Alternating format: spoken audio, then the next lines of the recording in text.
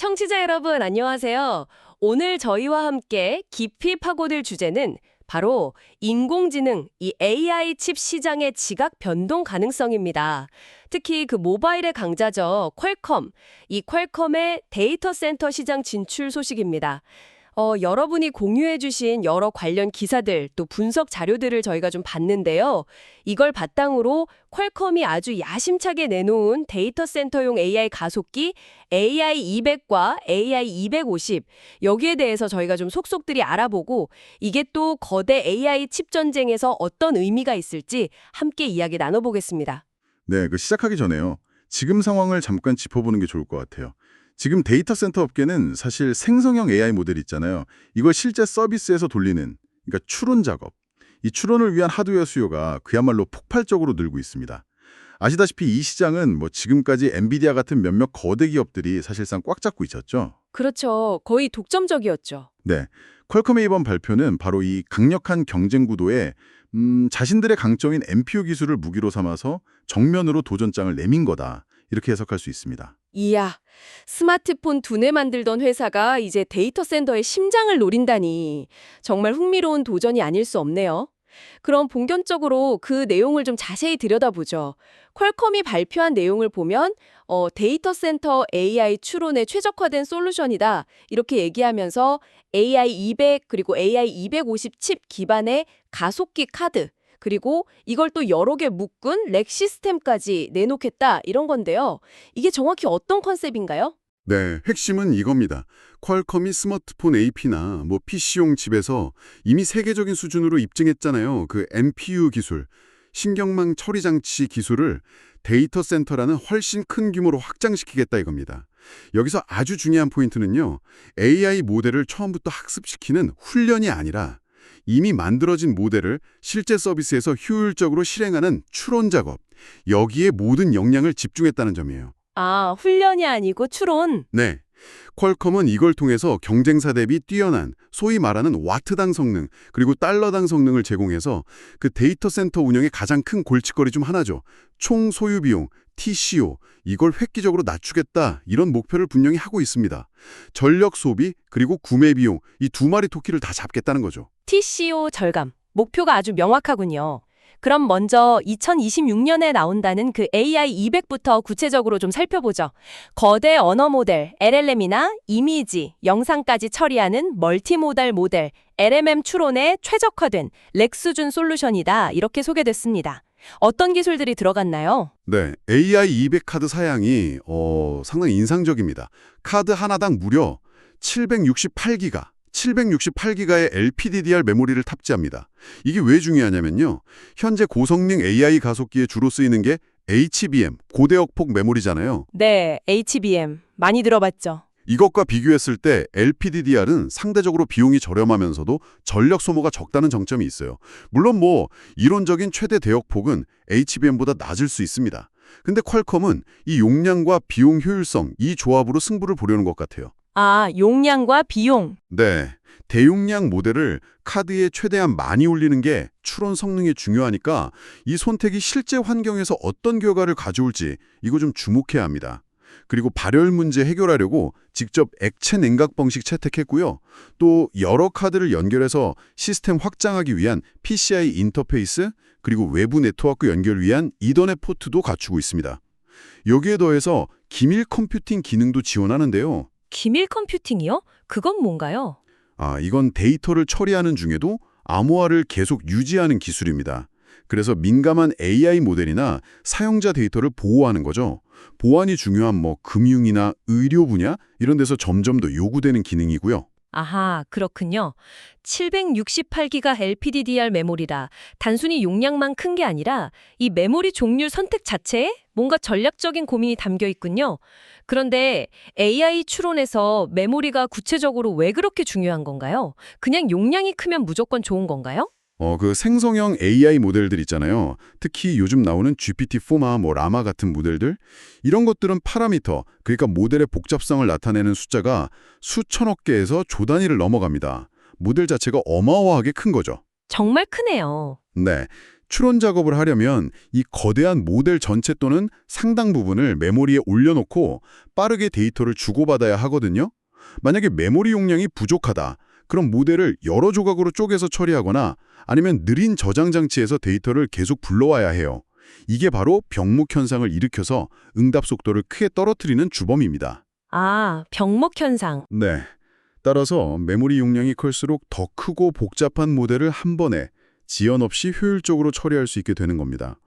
이론적으로는 더 적은 수의 카드로도 동일한 작업을 처리할 수 있게 되니까 퀄컴이 그토록 강조하는 총 소유 비용, TCO 절감에 직접적으로 기여할 수 있는 핵심 요소가 되는 거죠. 그렇군요. 물론 실제 성능은 메모리 용량뿐 아니라 대역 폭, 또 연산 유닛과의 조화, 이런 여러 요소에 따라 달라지겠지만요. 알겠습니다.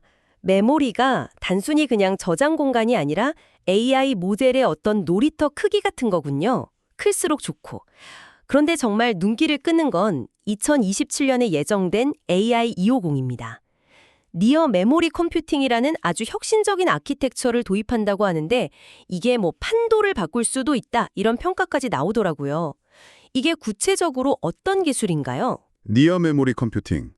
말 그대로 메모리 아주 가까운 곳에서 연산을 수행하는 기술입니다.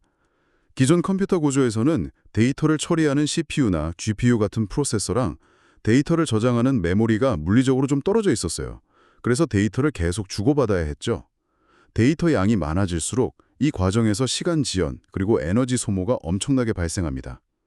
이걸 메모리 병목 현상 또는 메모리 월이라고 부르죠. 메모리 월. 네, AI 연산처럼 데이터 이동량이 극심한 작업에서는 이게 성능 저하의 주범이거든요. 니어 메모리 컴퓨팅은 이 데이터 이동 거리를 거의 없애다시피 해서 처리 속도를 높이고 전력 소비는 획기적으로 줄이는 개념입니다. 비유하자면 요리사가 필요한 재료 가지러 멀리 떨어진 창고까지 계속 뛰어다니는 대신에 바로 옆에 있는 냉장고에서 바로 꺼내 쓰는 것과 비슷하다고 할까요? 아, 비유 좋네요. 확 와닿는데요. 훨씬 빠르고 효율적이겠죠. 퀄컴은 이 기술을 AI 250에 적용해서 AI 200 대비해서 유효 메모리 대역폭을 10배 이상 높이고 전력 소비는 훨씬 낮추겠다 이렇게 공언했습니다. 이게 정말 구현된다면 이건 단순한 성능 개선이 아니에요. AI 하드웨어 아키텍처의 세대 교체를 의미할 수도 있습니다. 세대 교체요? 와. 네. 그리고 분산형 AI 추론 개념도 도입하는데 이건 서버 내의 컴퓨팅, 메모리, 네트워킹 같은 자원들을 물리적으로 분리하고 필요에 따라서 소프트웨어적으로 재결합해서 사용하는 방식입니다.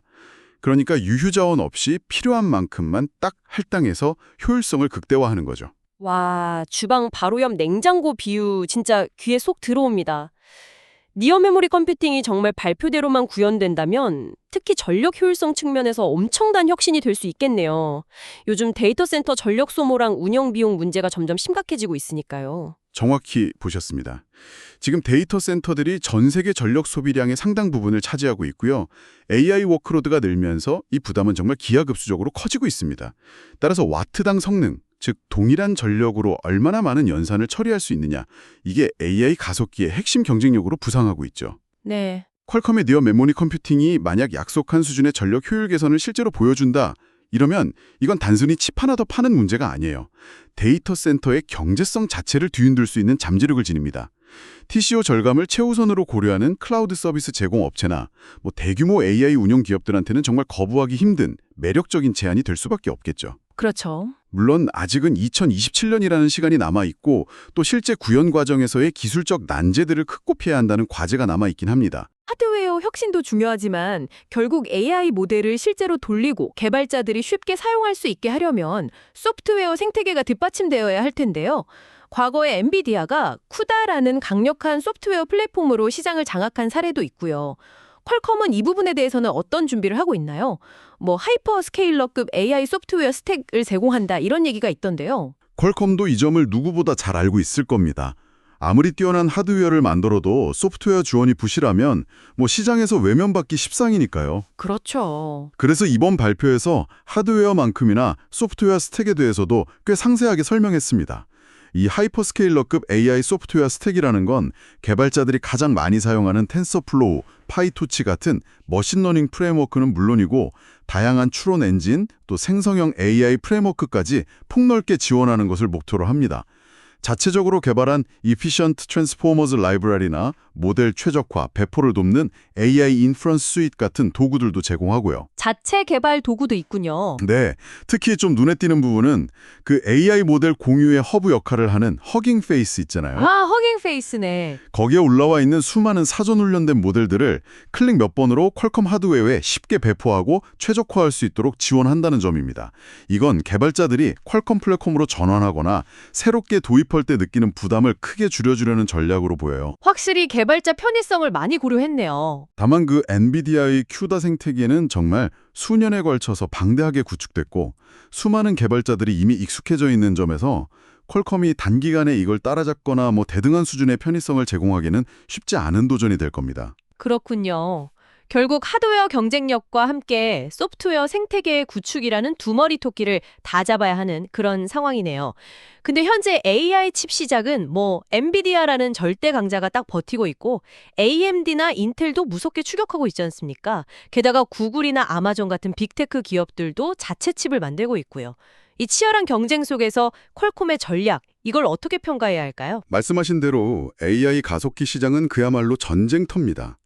엔비디아의 H100, H200이 시장을 꽉 잡고 있는 가운데 AMD가 인스팅트 MI300 시리즈로 강력하게 도전하고 있고 인텔도 가우디 가속기로 추격 중이죠. 게다가 구글의 TPU, 아마존의 인프렌시아, 트레이니움, 마이크로소프트의 마야 등등 클라우드 거인들이 자체 칩 개발과 활용에 열을 올리고 있습니다. 정말 춘추전국 시대네요. 그렇죠. 이런 복잡한 구도 속에서 퀄컴은 정면 대결보다는 약간 영리하게 틈새를 파고드는 전략을 택한 것으로 보입니다. 바로 AI 연산 중에서도 추론 영역에 집중하고 여기서 총 소유 비용, TCO 절감이라는 명확한 가치를 제공하겠다 이거죠. 추론과 TCO 절감. 네, 모델을 처음부터 만드는 그 고가의 훈련 시장보다는 이미 만들어진 모델을 대규모로 서비스하는 추론 시장이 앞으로 훨씬 더 커질 것이다. 이런 예측에 기반한 베팅이라고 할 수 있습니다.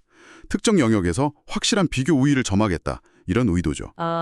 들어보니까 퀄컴이 사실 2017년에도 센트릭 2400이라는 칩으로 데이터 센터 시장에 도전했다가 좀 쓴맛을 본 경험이 있더라고요. 그때와 비교해서 이번에는 성공 가능성을 좀 더 높게 볼 수 있는 근거가 있을까요? 단순히 기술 로드맵만으로는 시장의 신뢰를 얻어 어려울 수도 있을 텐데요. 네, 아주 날카로운 지적이십니다. 2017년 당시 퀄컴이 마이크로소프트와 손잡고 ARM 기반 서버 칩인 센트릭 2400을 출시하면서 큰 기대를 모았었죠. 근데 결과적으로는 실패했습니다. 당시에는 인텔의 X86 아키텍처가 데이터 센터 시장을 완전히 장악하고 있었고 또 ARM 기반 생태계가 좀 미성숙했고 퀄컴 내부적으로도 여러 복잡한 문제들이 겹치면서 사업 동력을 잃었었어요. 그랬었군요. 하지만 지금은 그때와는 판이하게 다른 상황입니다. 가장 결정적인 차이는 역시 생성형 AI의 등장으로 인한 데이터 센터 추론 시장의 폭발적인 성장입니다. 그렇죠. 시장 자체가 커졌죠. 네, 과거에는 사실상 존재하지 않았던 거대한 시장이 열린 것이죠. 그리고 퀄컴은 지난 몇 년간 스마트폰과 PC 시장에서 NPU 기술을 꾸준히 개발하고 성능을 입증해 왔습니다. 이 축적된 기술력과 경험이 데이터 센터 규모로 확장될 때 시너지를 낼 수 있다 이런 기대감이 있는 거고요.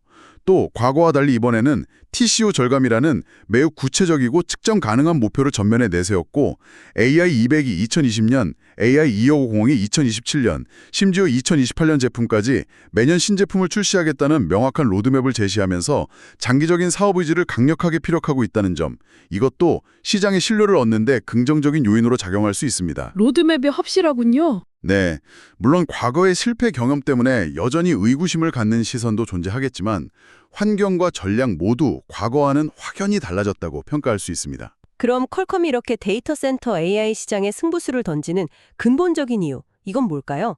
역시 안정적인 스마트폰 칩 사업만으로는 좀 부족하다고 느낀 걸까요? 네, 그 부분이 핵심적인 배경이라고 할 수 있습니다. 퀄컴의 재무 구조를 보면요. 여전히 매출의 상당 부분이 스마트폰용 칩셋 판매, 그리고 관련 기술 라이센스 수입에 의존하고 있습니다. 예를 들어서 최근 분기 실적만 봐도 총 매출 약 1,004억 달러 중에 63억 달러 이상이 핸드셋, 즉 스마트폰 부문에서 나왔어요. 비중이 엄청나네요. 네, 물론 이 사업은 퀄컴의 확실한 캐시카우지만 특정 시장에 대한 높은 의존도는 장기적인 성장 관점에서 보면 리스크 요인이 될 수 있거든요. 따라서 현재 가장 폭발적인 성장세를 보이는 데이터 센터 AI 시장에 진출해서 새로운 성장 동력을 확보하고 사업 포트폴리오를 다각화하려는 것은 어찌 보면 당연한 전략적 선택입니다. 미래를 위한 투자군요. 그렇죠. 미래를 위한 중요한 투자라고 볼 수 있겠죠. 그런 전략적 판단이 시장에서도 꽤 긍정적인 평가를 받은 것 같습니다. 발표 직후에 퀄컴 주가가 하루 만에 막 20% 넘게 급등하기도 했죠. 맞습니다. 그 주가 급등은 투자자들이 퀄컴의 데이터 센터 AI 시장 진출 선언과 그 전략, 특히 기존 강자들과 차별화되는 접근 방식, 그러니까 추론 집중, TCO 절감, 이것의 성공 가능성을 매우 높게 평가하고 있다는 강력한 신호입니다. 물론 주가 상승이 곧바로 사업 성공을 보장하는 건 아니지만 퀄컴의 새로운 도전에 대한 시장의 기대감이 얼마나 큰지를 단적으로 보여주는 사례라고 할 수 있겠습니다. 자, 지금까지 퀄컴의 야심찬 계획과 또 시장의 기대감을 살펴봤는데요. 하지만 현실은 늘 녹록치 않죠. 이 화려한 청사진 이면에 퀄컴이 넘어야 할 현실적인 과제나 장애물은 어떤 것들이 있을까요? 당연히 여러 도전 과제들이 있습니다. 가장 큰 것은 역시 앞서 언급했던 그 살벌한 경쟁 환경입니다. 엔비디아는 단순히 칩만 잘 만드는 회사가 아니라 쿠다라는 강력한 소프트웨어 생태계와 오랜 기간 구축해온 고객 관계라는 아주 높은 벽을 가지고 있거든요. 네, 쿠다 생태계가 정말 막강하죠. 네, AMD와 인텔 역시 막대한 자본력과 기술력을 바탕으로 빠르게 추격하고 있고요. 여기에 자체칩을 개발하는 구글, 아마존, 마이크로소프트 같은 잠재적 거대 고객들이 때로는 경쟁자가 될 수도 있다는 점도 복잡한 변수입니다. 고객이 경쟁자가 될 수도 있다. 그렇죠. 또 AI200과 AI250의 실제 출시는 각각 2026년, 2027년으로 아직 시간이 꽤 남았습니다. 빠르게 변화하는 기술 트렌드 속에서 그 사이에 경쟁사들이 더 강력한 제품을 내놓거나 시장 상황이 바뀔 가능성도 배제할 수 없죠. 마지막으로 과거 그 센트릭 실패 사례에서 비롯된 시장의 의구심을 완전히 해소하고 실제 제품 성능과 TCO 절감 효과를 약속대로 증명해야 한다는 부담감도 클 것입니다. 증명이 중요하겠네요. 네, 다만 퀄컴이 이번에 칩 단품 판매부터 렉 시스템 전체 공급까지 고객의 필요에 따라 유연하게 대응하겠다 이렇게 밝힌 점, 심지어 경쟁사도 고객이 될 수 있다면서 협력 가능성을 열어둔 점 등 과거보다 훨씬 유연하고 현실적인 접근 방식을 보여준다는 점에서 긍정적으로 평가할 부분입니다. 종합해보면 퀄컴은 자신들의 핵심 역량인 NPU 기술과 저전력 설계 노하우를 바탕으로 해서 데이터 센터 AI 시장 중에서도 추론이라는 특정 영역을 공략하고 TCO 절감이라는 명확한 가치를 내걸고 승부수를 던진 셈이군요. 앞으로 이 AI 칩 시장의 경쟁 구도가 더욱 흥미진진해질 것 같습니다. 그렇습니다. 특정 분야에 대한 깊은 전문성, 그리고 어쩌면 파괴적인 비용 구조를 무기로 AI 칩 거인들에게 도전하는 매우 전략적이고 과감한 행보라고 볼 수 있습니다.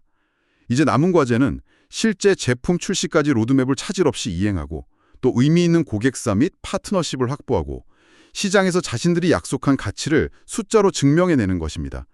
앞으로 한 2, 3년이 퀄컴의 데이터 센터 AI 사업의 미래를 결정짓는 매우 중요한 시간이 될 것으로 보입니다.